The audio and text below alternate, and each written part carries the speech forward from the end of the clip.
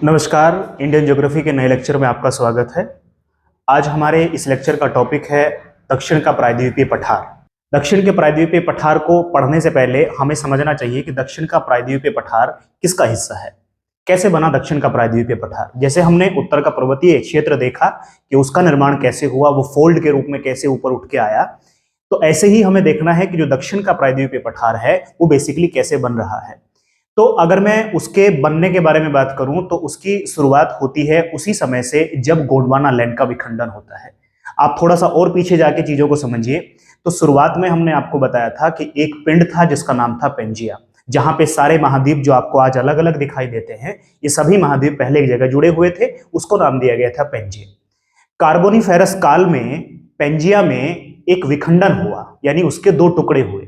अब ये कार्बोनिफेरस जो शब्द मैंने बोला है, इसका मतलब होता है ये जैसे आज हमारा कैलेंडर होता है, जैसे हम देखते हैं हमारे पास 12 मंथ्स हैं, तो एक कैलेंडर हमारे पास है। ऐसे ही पृथ्वी का अपना एक भूगर्भिक समय होता है जिसको हम इस तरीके के कालों में माप रहे होते हैं। आप समय समय पर अलग अलग शब्दावलियों को सुनते रहेंगे, अलग अलग टाइम पीरियड्स के नाम सुनते रहेंगे, तो उनको अभी आपको याद कर लेना है जस्ट, फिर बाकी चीजें डिटेल में समझ में आ ही जाएंगी। तो देखिए क्या बताया कि कार्बोनिफेरस काल में पेंजिया का विखंडन हुआ और पेंजिया दो हिस्सों में बट गया, एक उत्तरी हिस्सा हुआ, एक दक्षिणी हिस्सा हुआ। उत्तरी हिस्से को हमने अंगारा लैंड या लॉरेशिया के नाम से जाना और उसके दक्षिणी हिस्से को हमने गोंडवाना लैंड कहा। उसी गोंडवाना लैंड में जुरैसिक काल में पुनः एक विखंडन हुआ जिसमें अलग अलग टुकड़े बटे। उसी विखंडन में से एक टुकड़ा हुआ, उसी के विस्फोट में से एक टुकड़ा निकल के आया जिसको आज हम कहते हैं कि ये दक्षिण का, भारत में दक्षिण का प्रायद्वीपीय पठार है। तो दक्षिण के प्रायद्वीपीय पठार की शुरुआत कहां से होती है? इसकी शुरुआत उसी जुरैसिक टाइम से होती है जब इसका विखंडन हुआ। कहते हैं कि जो दक्षिण का प्रायद्वीपीय पठार है वो केवल भारत का ही प्राचीनतम पठार नहीं है बल्कि विश्व के प्राचीनतम पठारों में से एक है। तो आइए चलिए शुरुआत करते हैं। शुरुआत में हम देखेंगे कि जो हमारा प्रायद्वीपीय पठार है वो कहां से लेकर के कहां तक लाई करता है। मैं एक लाइन ड्रॉ कर रहा हूं और वहीं से वहीं तक आप देखेंगे कि उसी क्षेत्र में आपको प्रायद्वीप का पठार देखने को मिलेगा। देखिए लाइन है इस तरीके से, ये जो मैं यहां पे चीजें बना रहा हूं, यहां तक आप देखेंगे कि आपको यहां तक प्रायद्वीपीय पठार देखने को मिलेगा। ये वाला हिस्सा मोटे तौर पर दक्षिण का प्रायद्वीपीय पठार कहा जाता है। तो ये दक्षिण के प्रायद्वीप में ये वाला साइड का ग्रीन वाला एरिया भी, पर ये पठारी क्षेत्र नहीं है, ये मैदानी क्षेत्र है। इसका डिमार्केशन करने वाली संरचनाएं कौन कौन सी है? तो अभी देखिए, एक संरचना आपको, एक पहाड़ी आपको यहां पे ऐसे देखने को मिलती है। उस पहाड़ी का नाम है अरावली की पहाड़ी। इसको हमें डिटेल में पढ़ना है। अभी तो हम देख रहे हैं प्रायद्वीपीय पठार का डिमार्केशन कौन कौन सी संरचनाएं करती हैं। तो पहली संरचना का नाम बताया मैंने, पहला स्ट्रक्चर है जो अरावली पहाड़ी के रूप में इस तरीके से अवस्थित है, वो इसकी एक सीमा निर्धारित करता है। ऐसे ही यहां पर केंद्रीय उच्च भूमि है, वो भी इसका डिमार्केशन करती है। हम आपको बताएंगे कि यहां पर इस जगह पर एक पूर्वी पठार है, यानी ईस्टर्न प्लेटू है, जो इसका इस तरफ के हिस्से का डिमार्केशन कर रहा होता है। आप देखेंगे कि यहां पर एक पठार देखने को मिलता है। इस जगह पर जहां पे मैं पॉइंट कर रहा हूं, इस जगह पर एक पठार देखने को मिलता है और वो यहां पे पड़ने वाले राज्य के नाम पर ही उस पठार को दिया गया है, उसको कहते हैं मेघालय का पठार। तो ये भी इसकी उत्तर पूर्वी सीमा का निर्धारण करता है। अगर मैं कहूं कि इसकी पूर्वी सीमा का निर्धारण, तो ये जो ग्रीन कलर का आपको नैरो सा यहाँ पे एरिया दिखाई दे रहा है, ये नैरो एरिया, इसको कहते हैं कि ये पूर्वी घाट है जो इस प्लेटू की इस पूर्वी सीमा का निर्धारण करता है। ऐसे ही जो ग्रीन कलर का एरिया आपको यहां पे दिखाई दे रहा है, वो इसकी पश्चिमी सीमा का निर्धारण करता है। तो इस तरीके से हमने देख लिया, एक सेंटेंस में अब हम कह सकते हैं कि जो दक्षिण का प्रायद्वीपीय पठार है वो अरावली पर्वत, यहां पे पहाड़ियों का नाम है राजमहल की पहाड़ियां। क्या है पहाड़ियों का नाम? राजमहल की पहाड़ियां। तो मैं अगर इस पूरे जितना मैंने समझाया है इसको एक सेंटेंस में समराइज करूं तो मैं कह सकता हूं कि जो दक्षिण का प्रायद्वीपीय पठार है वो अरावली की पहाड़ियां, राजमहल की पहाड़ियां, मेघालय का पठार, पूर्वी घाट, पश्चिमी घाट के द्वारा सीमांकित होता है। उसके बीच के क्षेत्र को ही हम दक्षिण के प्रायद्वीपीय पठार के रूप में पढ़ रहे होंगे। आइए अब इसको डिटेल से समझते हैं, बारीकी से समझते हैं। देखिए जो बात अभी हमने मैप पे समझी उसी को हम जरा यहाँ पे देख लेते हैं। किस प्रकार लिखा है कि जो दक्षिण का प्रायद्वीपीय पठार है वो केवल भारत का ही नहीं बल्कि विश्व का एक प्राचीनतम पठारों में से एक है। किससे टूटकर अलग हुआ है? तो उसी गोंडवाना लैंड के हिस्से से टूटकर अलग हुआ है। इसकी मूल संरचना, इसका बेसिक स्ट्रक्चर कैसा है, वो आर्कियन जैसा है। आर्कियन काल क्या होता है ये हम डिटेल में समझेंगे। अभी आर्कियन के बारे में ये बात है कि आर्कियन वो है जो नीचे से, जमीन के अंदर से वोल्केनिक प्रोसेस के चलते जो लावा निकलता है उसके ठंडा होने से जो चट्टानें बनती हैं उनको कहते हैं कि वो आर्कियन क्रम की चट्टानें हैं। आर्कियन अपने आप में एक टाइम पीरियड है। जिस तरीके से मैंने जुरेसिक बताया, जिस तरीके से मैंने कार्बोनिफेरस कहा, जिस तरीके से मैं टर्शियरी कहूं, तो ये भी अपने आप में एक काल है जिस टाइम पे चट्टानें बन रही हैं। तो दक्षिण का पठार आर्कियन क्रम की चट्टानें हैं। आर्कियन क्रम की चट्टानें क्या होती हैं उसको आपको डिटेल में पढ़ना है, अभी आपको बस इसको याद रख लेना है यहाँ पे। इसके बाद देखिए इसके बारे में और विशेषता क्या है कि जो हमारा प्रायद्वीपीय पठार है वो उल्टे त्रिभुज के रूप में है। अगर आप देखें तो उसको इस तरीके से आपको दिखाई देगा, उल्टे त्रिभुज के रूप में लगभग 16 लाख वर्ग किलोमीटर क्षेत्र में विस्तृत है। अगर आप देखें कि इसकी उत्तरी सीमा, इसके नॉर्दर्न बाउंड्री कौन बनाता है तो अरावली पर्वत राजमहल की पहाड़ियों के द्वारा निर्धारित होती है, जबकि जो पूर्वी एवं पश्चिमी सीमाएं हैं वो पूर्वी घाट और पश्चिमी घाट बना रहा होता है। इसके बाद आप देखें जो मेघालय का पठार है जिसको हम शिलोंग के पठार के नाम से भी जानते हैं, वो भी कहता है कि प्रायद्वीपीय पठार का हिस्सा है। हमने बताया अभी आपको कि नॉर्थ ईस्ट की बाउंड्री कौन बनाता है तो ये मेघालय का पठार बनाता है, जो फिलहाल वर्तमान समय में राजमहल गारो गैप या जिसको पश्चिम बंगाल में मालदा गैप के नाम से जानते हैं उसके द्वारा वो उससे सेपरेट है, अलग रहे, तो वो भी प्रायद्वीपीय पठार का भाग है जो मालदा गैप के द्वारा अलग है। कहते हैं कि शुरुआत में यह माना गया कि विवर्तनी की दृष्टि से ये जो प्रायद्वीपीय पठार है ये एक शांत क्षेत्र है, यानी स्टेबल है। विवर्तनी का मतलब है यानी यहां पर किसी तरीके की हलचल नहीं देखने को मिलेगी, क्योंकि ये जिस तरीके की चट्टानों से बना है वो आर्कियन चट्टानें हैं, वो आग्नेय चट्टानें हैं। आग्नेय चट्टानें वो हैं जो लावा के जमीन से निकलने के ठंडा होने पर बनी होती हैं, तो उनको कहा कि इसकी स्टेबिलिटी बहुत ज्यादा है।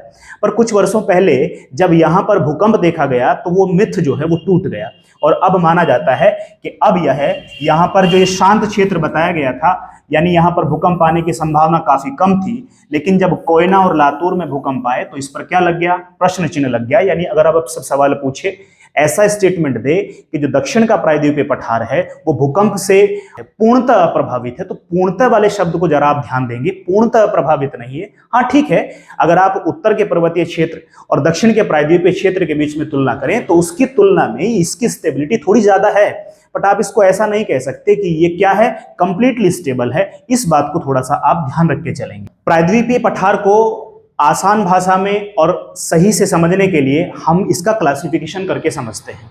प्रायद्वीप के पठार के छोटे छोटे हिस्से करके चलते हैं और उनको एक एक करके समझते चलते हैं। उन हिस्सों में सारे हिस्से इक्वल इंपोर्टेंस नहीं रखते हैं, बल्कि कुछ हिस्से ऐसे हैं जहां से सवाल बार बार पूछा जाता है, सवाल पूछने की आगे भी वहां पे पॉसिबिलिटी बहुत ज्यादा है, और कुछ हिस्से ऐसे हैं जहां से बेसिक इंफॉर्मेशन आपको हो तो काम चल जाएगा।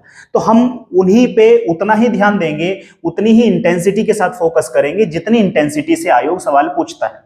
तो देखिए हमने प्रायद्वीपीय पठार को निम्नलिखित भागों में विभाजित किया है और वो भाग आपके सामने इस तरीके से एक चार्ट के रूप में मौजूद है। जैसे जैसे मैं समझाता जाता हूं मेरे साथ आप ऐसे ऐसे समझते चलिए, पूरी पीडीएफ को एकदम से मत पढ़िए, जैसे मैं बता रहा हूं ऐसे करिए। इस पीडीएफ को मैं आपको बता दूं कि इस पीडीएफ को हम लोग अपने टेलीग्राम चैनल पे आपको प्रोवाइड कराएंगे। आप लोगों की क्वेरीज आती हैं कि क्या पीडीएफ मिलेगी, तो हाँ पीडीएफ आपको मिलेगी और ये पीडीएफ आपको हम लोग अपने टेलीग्राम चैनल पे प्रोवाइड कराएंगे। टेलीग्राम चैनल का लिंक हम वीडियो के डिस्क्रिप्शन बॉक्स में प्रोवाइड कराएंगे। जिस वीडियो में हमने जितना कवर कराया है उसमें उतनी ही पीडीएफ का हम लिंक दे देंगे और आप जाके वहां से डाउनलोड कर सकते हैं, चैनल को ज्वाइन कर लेंगे ताकि आगे की अपडेट्स भी आपको मिलती रहें। आइए लौटते हैं अपने टॉपिक पर। हमने कहा कि प्रायद्वीपीय पठार को हम कितने हिस्सों में बांट सकते हैं, तो पहला हिस्सा जो आपको बांटना है उसको आप कहिए केंद्रीय उच्च भूमि, जिसको इंग्लिश में कहते हैं सेंट्रल हाईलैंड। दूसरे हिस्से को हम बांटेंगे पूर्वी पठार, ईस्टर्न प्लेटू के नाम से। तीसरा हिस्सा इसी प्रायद्वीपीय पठार का हो जाएगा मेघालय का पठार। इसी के चौथे हिस्से को हम बांट के पढ़ेंगे दक्कन का पठार, जिसको हम दक्कन प्लेटू कह रहे होते हैं, और इसी का एक हिस्सा हो जाएगा पश्चिमी घाट और इसी का एक हिस्से को हम देखेंगे पूर्वी घाट के रूप में। देखिए मैं बार बार कहता हूं आपको, इस बात को आप थोड़ा सा सीरियसली लीजिए, और बात यह है कि आप ज्योग्राफी को जितना ज्यादा मैप पे करने का प्रैक्टिस करेंगे उतना ज्यादा लंबे समय तक ज्योग्राफी को आप याद रख पाएंगे, उतने ज्यादा सवालों को सॉल्व करने की संभावनाओं को बढ़ा पाएंगे। तो जितना ज्यादा हो सके उतनी ज्यादा चीजों को आप ज्योग्राफी की मैप पे कर लीजिए। प्रायद्वीपीय पठार के जो क्लासिफिकेशन हमने वहां किया, जरा उसको मैप पे देख लेते हैं। एक क्लासिफिकेशन में आपको बताया हमने कि एक है केंद्रीय उच्च भूमि। केंद्रीय उच्च भूमि के हिस्से को अगर आप देखेंगे तो केंद्रीय उच्च भूमि में आपको ये वाला हिस्सा देखने को मिलेगा, ये है सेंट्रल हाईलैंड। इसके अलावा एक हिस्सा हमने आपको बताया कि एक हिस्सा है जिसको हमने कहा कि पूर्वी पठार है, ईस्टर्न प्लेटू है, तो ये वाला हिस्सा आपको ईस्टर्न प्लेटू के नाम से देखने को मिलेगा। एक हिस्सा हमने बताया, ये लिखा भी है, यहां से आप देखेंगे कि एक दक्कन प्लेटू है, एक दक्कन का पठार है। इसके अलावा एक हिस्सा आपको बताया हमने, हम यहाँ पे पढ़ेंगे मेघालय का पठार देखने को मिलेगा। एक हिस्से में हमने आपको बताया कि एक है पश्चिमी घाट और एक है पूर्वी घाट। केंद्रीय उच्च भूमि के बारे में बात करें तो केंद्रीय उच्च भूमि में अरावली है, मेवाड़ का पठार है, इसी में आपको मालवा का पठार देखने को मिलेगा, बुंदेलखंड का पठार देखने को मिलेगा और दक्षिण में विंध्यन श्रेणी देखने को मिलेगी। ऐसे ही अगर हम बात करें पूर्वी पठार की, तो पूर्वी पठार में आपको बाघेलखंड का पठार मिलेगा, छोटा नागपुर का पठार देखने को मिलेगा, महानदी बेसिन या छत्तीसगढ़ बेसिन देखने को मिलेगी, गड़जात की पहाड़ियां देखने को मिलेगी और दंडकारण्य पठार हमें पढ़ना है पूर्वी पठार में। मेघालय का पठार एक पठार है, उसमें छोटी छोटी सी पहाड़ियां हैं, गारो खासी जयंती, वहीं पे देख लेंगे। दक्कन के पठार को अगर हम थोड़ा सा और क्लासिफाई करें, थोड़ा सा और इसका विभाजन करें, तो दक्कन के पठार के हम दो हिस्से कर सकते हैं, एक हो जाएगा उत्तरी हिस्सा और एक हो जाएगा दक्षिणी हिस्सा। दक्कन के पठार के उत्तरी हिस्से में हमें सतपुड़ा पढ़ना है, जो कि एक पर्वत है, ब्लॉक पर्वत है। एक हमें महाराष्ट्र का पठार पढ़ना है। ऐसे ही दक्कन के दक्षिणी हिस्से में हमें कर्नाटक का पठार और तेलंगाना का पठार पढ़ना है, और दो हमारे पास पश्चिमी घाट और पूर्वी घाट है, जहां से बहुत बार सवाल पूछता है। अभी जो हमने दक्षिण के प्रायद्वीपीय पठार का क्लासिफिकेशन और उसका सब क्लासिफिकेशन देखा, जरा उस सब क्लासिफिकेशन को भी एक बार हम मैप पे देख लेते हैं। मेन क्लासिफिकेशन को पहले देख लिया, अब सब क्लासिफिकेशन को भी, यानी थोड़ा सा और गहराई में जाके अगर हम चीजों को देखें तो मैप कुछ इस तरीके का दिखाई देगा। उसमें हमने बताया कि केंद्रीय उच्च भूमि में एक हिस्सा शामिल है जिसको हम नाम दे रहे हैं कि अरावली है। जो एक आपको लाइन दिखाई दे रही है वो अरावली पर्वत है। इसी अरावली पर्वत में ये यहाँ पर इसी अरावली पर्वत से सटा हुआ जो एरिया है ग्रीन कलर का जो आपको दिखाई दे रहा है, ये मेवाड़ का पठार है। इसी के साइड में आपको ये जो रेड कलर का बड़ा सा एरिया दिखाई दे रहा है, ये है मालवा का पठार। इसी के साइड में आपको बुंदेलखंड देखने को मिलेगा, इसी के साइड में आपको बाघेलखंड देखने को मिलेगा। इससे आप थोड़ा सा और ईस्ट की तरफ बढ़ेंगे तो आपको राजमहल की पहाड़ियां देखने को मिलेंगी, और जो छोटा नागपुर के पठार में ही अवस्थित है। कैसे हैं वो थोड़ा सा भी जरा देख लेंगे। यहीं पे देखिए गड़जात की पहाड़ियां। अभी मोटा मोटा क्लासिफिकेशन जैसा हमने पीडीएफ में देखा, उसको हम मैप पे देखने की कोशिश कर रहे हैं। इसके नीचे, इस मालवा के पठार के नीचे यहाँ पे आपको विंध्याचल देखने को मिलेगा, एक विंध्याचल पर्वत देखने को मिलेगा। ये जो ब्लैक कलर की लाइन आपको दिखाई दे रही है, ये विंध्याचल पर्वत को शो करती है। इसी के नीचे आपको सतपुड़ा देखने को मिलेगा। क्या देखने को मिलेगा? सतपुड़ा। ये जो बीच बीच में आपको लाइन, कटी हुई सी लाइन दिखाई दे रही है, सतपुड़ा को यहाँ पे रिप्रेजेंट करती है। इसके नीचे अगर हम दक्कन के पठार के बारे में बात करें तो दक्कन के पठार का एक हिस्सा हमने देखा था कि महाराष्ट्र का पठार है, महाराष्ट्रन प्लेटू है, ये देख लिया। एक है कर्नाटका प्लेटू, एक आपने देखा तेलंगाना का पठार, यहीं पे आप देख रहे हैं दंडकारण्य का पठार, और एक है छत्तीसगढ़ प्लेन, या इसी को हमने कहा था कि छत्तीसगढ़ बेसिन या फिर महानदी बेसिन।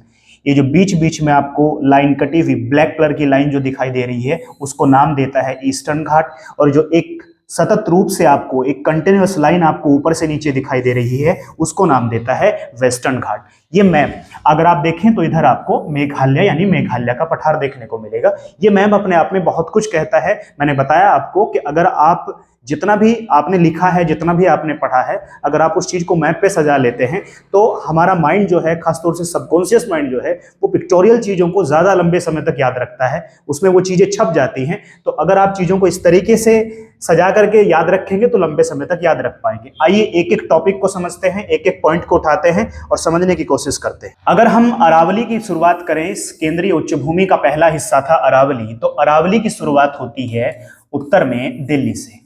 कहां से शुरुआत होती है? दिल्ली से। और आप ये देख रहे हैं यहां तक अरावली की अवस्थिति है, यहां तक विस्तृत है अरावली, और ये जो स्थिति है ये गुजरात की है। तो हम कह सकते हैं कि अरावली का भौगोलिक विस्तार आपको दिल्ली से लेकर के गुजरात तक भारत के उत्तर पश्चिमी सीमा पर देखने को मिलेगा।